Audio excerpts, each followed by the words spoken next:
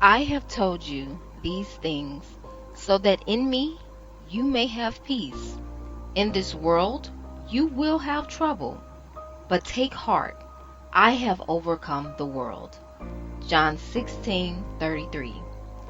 Family, we are currently living in critical times, and we must prepare for the arrival of the kingdom of Yah. Let's be watchmen of our Savior. You are now listening to Surviving the Last Days podcast, a Bible-based podcast for kingdom preppers. Remnant of God, let's gather until that last trumpet sounds.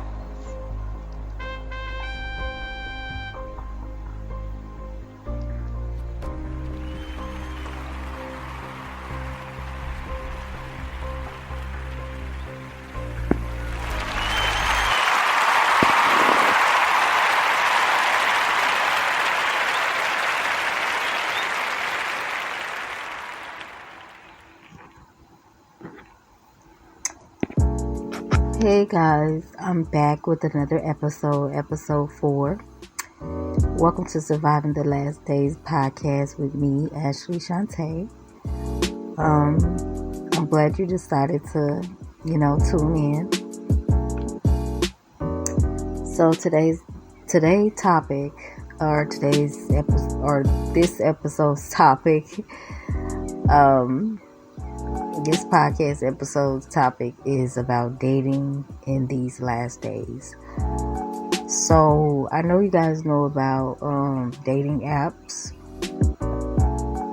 That's where majority of people meet now, on dating apps. They meet off of dating apps. I'm gonna get some water.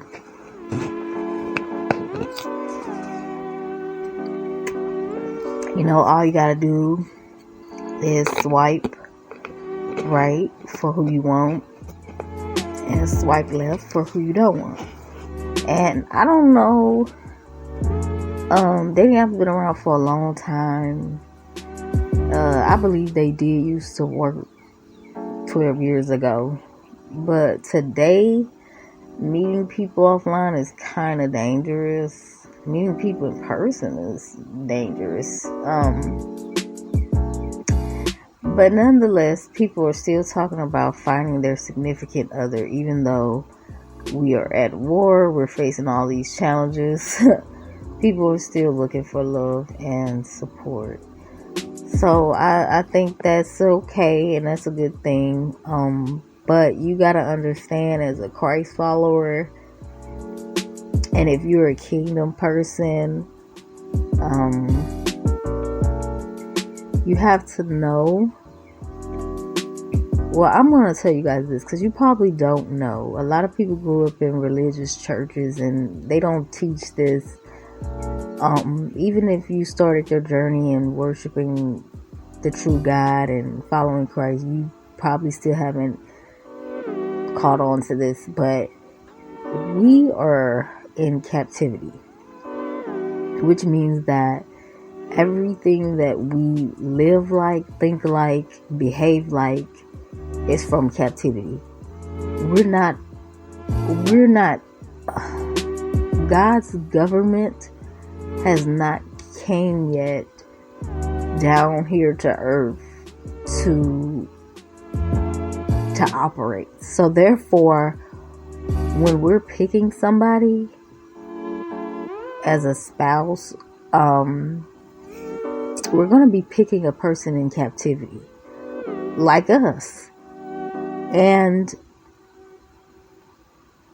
if you're picking a person in captivity, all of your standards that you have, like the girls with the long laundry list of standards and the guys with all the standards they have, and you got to do this and that for them. Let me just tell y'all both something, ladies and gentlemen. Get rid of it. It's worthless, and you're not going to get none of it out of a person in captivity. We have marriages that form under this government that are state owned. You go to your state courthouse to get married and get the paperwork. Now you move out of town, you're not married in that state. You move out of the country, your marriage is not recognized in certain countries. You know what I'm saying? Because it's only owned by the state you live in, or by the government you live in. And what I mean by state contracted marriages, they owned by this system, the system you live in, the captivity system. They're not like God's government. God's government owns kingdom covenant unions. These are unions formed by him, where he brought the two people together, and they under his kingdom, abiding by his kingdom laws. And we just don't have that here. We have Babylonians, government-owned marriages. We have people in captivity. Okay, we're not under. You can say I follow God's kingdom, I'm under God's kingdom, but honestly, on paper, your president is Donald Trump.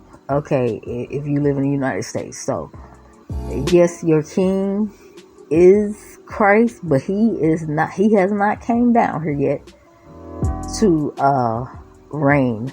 Okay, and though he reigns from heaven, which is great, we wait on the New Jerusalem to come down, because that's when it's going to be really great for us, when he comes down here, when the government comes down here. But until then, you looking for a mate, and looking for a mate with this laundry list of standards. You got to do this and that, and this tit for tat, and y'all have all these distorted views on how a relationship should go. You got captivity views. Let's put it like that. You got captivity views. You sound like you've been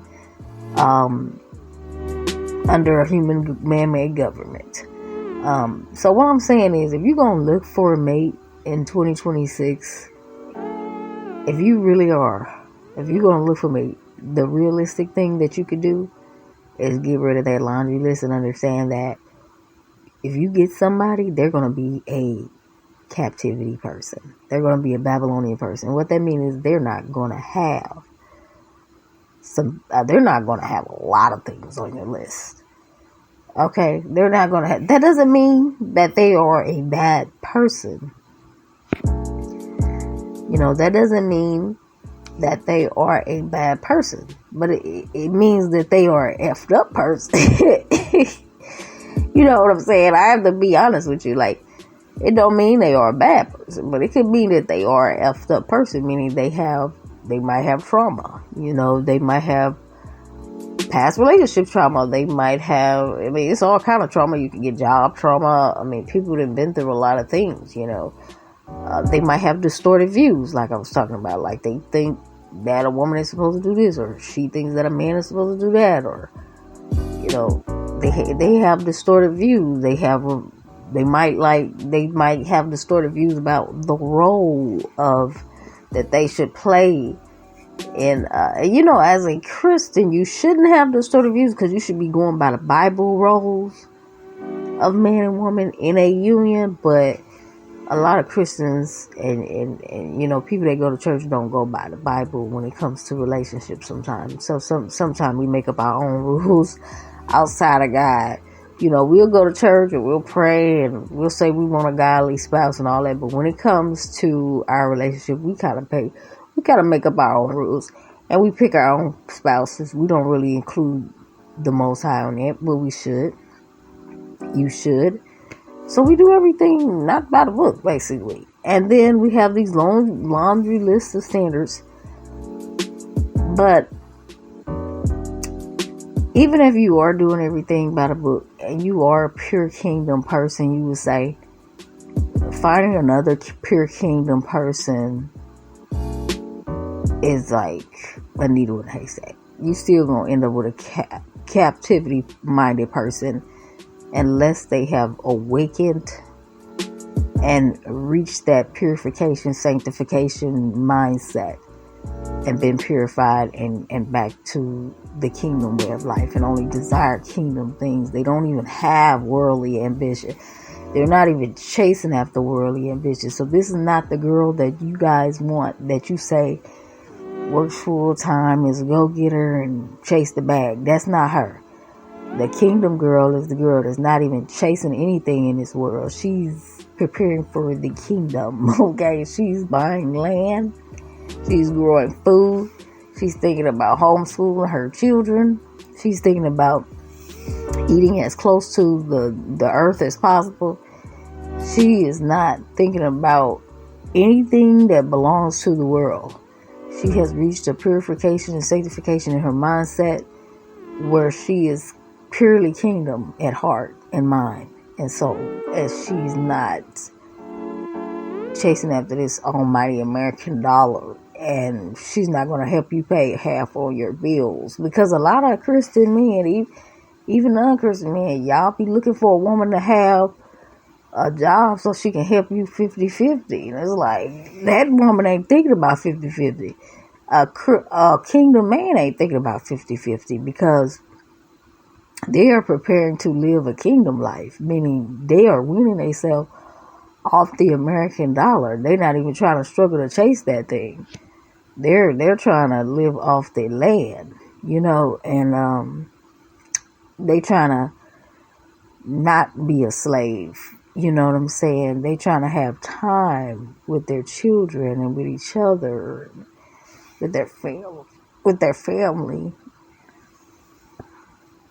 So they're not doing all that.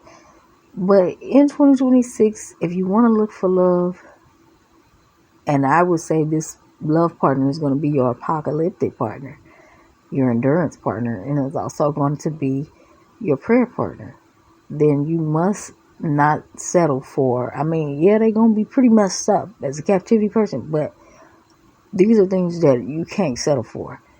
These are a deal breaker, period. You can't mess with these people. If they lustful, you can be messed up, but lustfulness, that's too much of a deadly sin.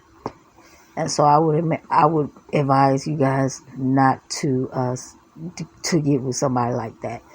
Somebody that's trying to fornicate before going in covenant. If you are a Christian, that's going. People always say, well, this person had a one-night stand. They married 20 years later. Babylonian marriages look like they work out, don't they? Satan do have some marriages that slide through the cracks, but that don't mean it's pure. And it don't matter what it looks like. If it's not pure, you know where it began. You know where it's going to end. It ain't going over to the New Jerusalem. So why you want to get involved in it? A lot of these marriages and relationships ain't going over to the New Jerusalem. You just going to be in a relationship here. But at least if you're going to be in a relationship here, don't suffer that bad, with somebody who's dealing with sin and lust and fornication. Don't suffer that bad here. You're going to suffer. You're going to endure no matter what, even in a relationship. You know what I'm saying? So, but don't pick nobody that's lustful. And don't pick nobody that don't believe in the Most High. Like, that's it. Like, everything else, don't pick nobody that steal, kill either. I hate to have to tell you that. But yeah, if they breaking any one of the 10 commandments, don't pick them either. If they breaking any one of the 10 commandments, don't pick them either. And that's it, really. That's all you're going to get in the Babylonian government, Babylonian society. So, we in captivity. We are colonized people. And you can't get no kingdom out of that. You can treat each other nice and love each other up to the level that is up to the capacity of a Babylonian government will allow you to. How about that? But that's my take on it. And I'll catch you guys on the next episode. Bye-bye for now.